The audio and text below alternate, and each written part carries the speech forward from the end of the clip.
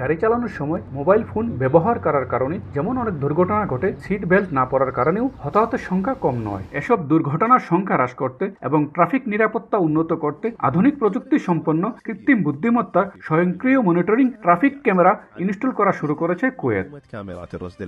AI প্রযুক্তি ব্যবহার করা আধুনিক প্রযুক্তি সম্পন্ন ক্যামেরার মাধ্যমে গাড়ি চালানোর সময় চালকরা মোবাইল ফোন ব্যবহার, সিট বেল্ট না পরা বা অপ্রাপ্ত বয়স্ক শিশুদের সামনের সিটে বসানো সহ ট্রাফিক আইন লঙ্ঘনগুলো শনাক্ত করা হবে। ক্যামেরাগুলো দিনে বা রাতে যে কোনো পরিস্থিতিতে যে কোনো সময় উচ্চ রেজলিউশন ছবি ধারণ করার ক্ষমতা রয়েছে।